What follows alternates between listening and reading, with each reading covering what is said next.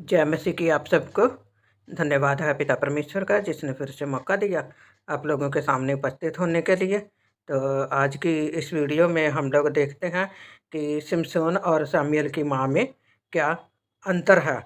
तो मैं नहीं जानती कि आप लोग ने ये वचन पढ़ा है, सुना है या जानते हैं या नहीं जानते, लेकिन आज की इस वीडियो में आप लोग ये देखेंगे कि माँ के गर्भ में क्या अंतर है।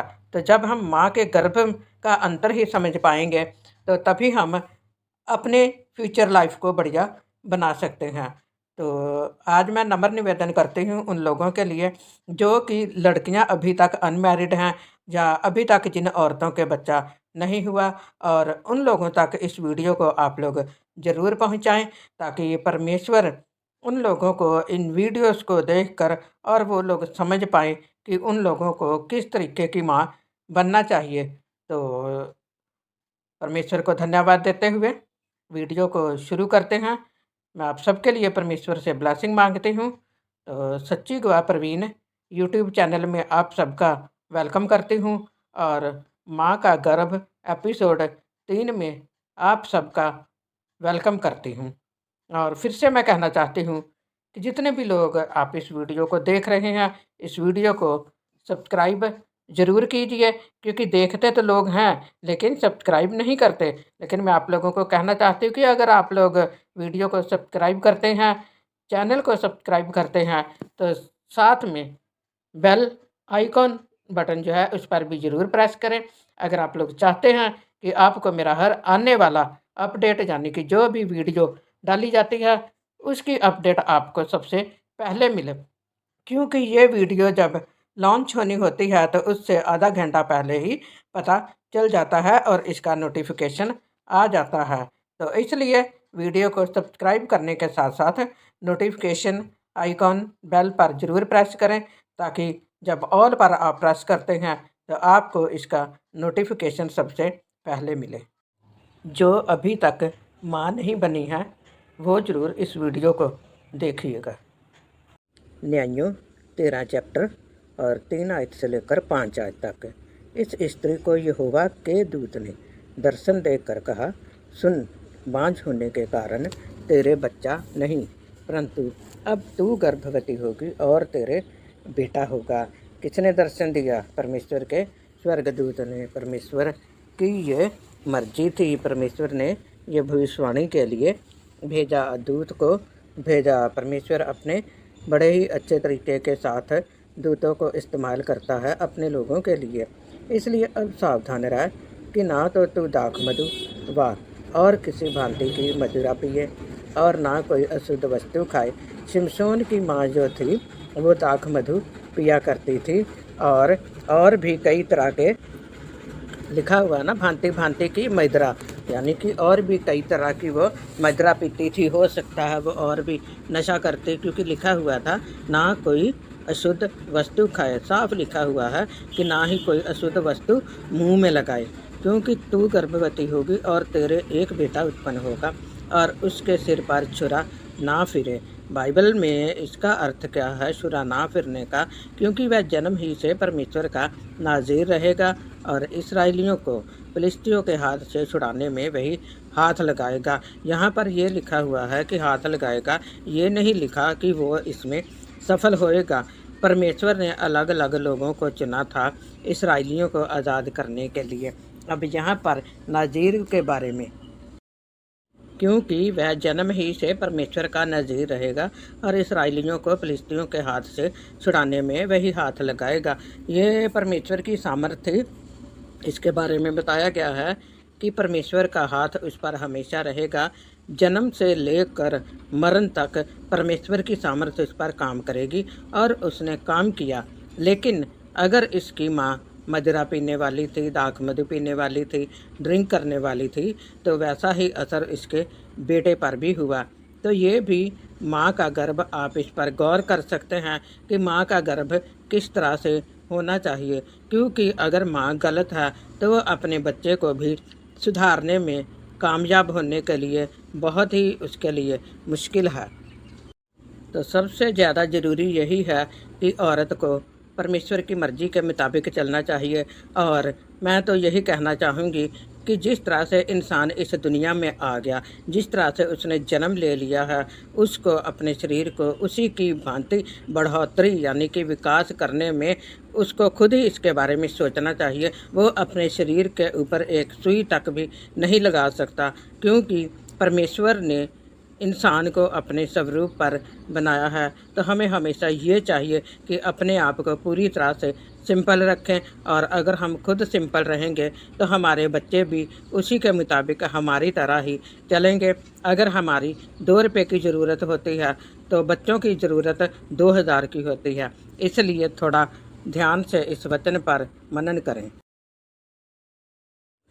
जब हम पहला चैप्टर देखते हैं, 8वीं आयत में लिखा हुआ है साफ साफ, इसलिए उसके पति एल्काना ने उससे कहा, हे हन्ना, तू क्यों रोती है और खाना क्यों नहीं खाती, और तेरा मन क्यों उदास है? क्या तेरे लिए मैं 10 बेटों से भी अच्छा नहीं हूँ? जो एल्काना था, हन्ना का जो पति था, वो बहुत ही ज़्यादा हन्ना को प्यार करता था। तो इसलिए उसने कभी भी अपने दिल में ये मनसा नहीं रखी थी कि हन्ना को भी बेटा होना चाहिए या उसके बच्चा नहीं है। बच्चा ना होते हुए भी वो हन्ना से बहुत ज़्यादा प्रेम करता था, लेकिन हन्ना की उदासी उससे देखी नहीं जाती थी, और वह मन में व्याकुल होकर यहोवा से प्रार्थना करने और बिलखने लगी। और उसने ये मन्नत मानी कि हे सेनाओं के यहोवा, यदि तू अपनी दासी के दुख पर सचमुच दृष्टि करे और मेरी सुधि ले, और अपनी दासी को भूल ना जाए, और अपनी दासी को पुत्र दे, तो मैं उसे उसके जीवन भर के लिए यहोवा को अर्पण करूँगी, और उसके सिर पर छुरा फिरने ना पाएगा। अब इस बात की तरफ अगर हम गौर करें तो सचमुच में हमारा जो शरीर है पवित्र तभी रह सकता है। ये तो पुराने समय की बात है, क्योंकि उस समय ये सब कुछ चलता था कि जो पुरुष है, जो ज़्यादा पवित्र पुरुष होता था, वो बाल नहीं कटवाता था और उसके बाल लंबे ही होते थे। ज़्यादातर हम जो तस्वीरें देखते हैं, यानी कि जो भी तस्वीरें लोगों ने बनाई हुई हैं, हो सकता है कि जो पुराने समय की जो हिस्ट्री है कुछ लोग जानते थे, और उसी तरीके के अनुसार लोगों ने उन तस्वीरों को बनाया हुआ है। तो बाल उस समय नहीं कटवाते थे, और अगर देखा जाए तस्वीरों के बीच में तो ज़्यादातर लोगों के बाल जो होते हैं वो दिखाई दिए हैं, बाल लंबे होते हैं। तो इसी के अनुसार हन्ना ने भी परमेश्वर से प्रार्थना की। इसका अर्थ ये था कि दुनिया की कोई भी गलत बात उसके अंदर नहीं जाएगी, कोई भी बुराई उसके अंदर नहीं जाएगी। यानी कि हन्ना ने इस बात की पूरी जिम्मेवारी उठाई कि वो उसका पूरा ध्यान रखेगी। और सचमुच में परमेश्वर ने, बाइबल में लिखा है, जब वह यहोवा के सामने ऐसी प्रार्थना कर रही थी, तब एली उसके मुंह की ओर ताक रहा था। एली ने कहा, कुशल से चली जा, इस्राएल का परमेश्वर तुझे मनचाहा वर दे। यानी कि एली इस बात को समझता था बहुत ही अच्छे तरीके के साथ कि ये परमेश्वर से क्या मांग रही है। तब हन्ना गर्भवती हुई और समय पर उसके एक पुत्र हुआ, और उसका नाम शमूएल रखा, क्योंकि वह कहने लगी, मैंने यहोवा से मांग कर इसे पाया है। परंतु हन्ना अपने पति से ये कहकर घर में रह गई। अब यहाँ पर अगर देखें तो जो हन्ना का पति था वह हर साल के बाद भेंट चढ़ाने के लिए जाया करता था। ये परमेश्वर की तरफ से ही सब कुछ हुआ। अब जब हन्ना का पति इस बार भेंट चढ़ाने के लिए गया तो हन्ना नहीं गई, क्योंकि हन्ना ने जो परमेश्वर के साथ भी वायदा किया हुआ था, या परमेश्वर के सामने जो मन्नत मानी हुई थी, उस मन्नत को पूरा करना उसके लिए बहुत ज़्यादा ज़रूरी था। गर्भवती हुई, और जैसे ही उसने अपने बेटे का दूध छुड़ाया तो वह बच्चे को लेकर भवन में गई, क्योंकि उसने बोला हुआ था।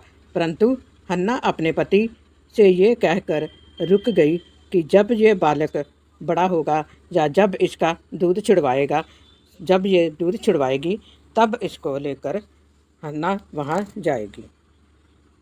यहाँ पर उसने एली के भवन में जाकर, यहाँ पर एली रहता था, अपने मुंह से अंगीकार किया कि ये वही बालक है जिसके लिए मैंने प्रार्थना की थी, और यहोवा ने मुझे मुँह मांगा वर दिया, इसीलिए मैं भी उसे यहोवा को अर्पण कर देती हूँ, क्योंकि ये अपने जीवन भर यहोवा ही का बना रहे, तब उसने वही यहोवा को दंडवत किया। परमेश्वर का धन्यवाद करना बहुत ही ज़्यादा ज़रूरी है। जब परमेश्वर हमें पुत्र की आशीष देता है या पुत्री की आशीष देता है, या ख़ास तौर से उन लोगों के लिए जो आज की बांझ औरतें हैं, कई कुछ ऐसी भी औरतें हैं जो कि बिना बात के ही विश्वास रखती हैं, क्योंकि वचन के मुताबिक नहीं चलती।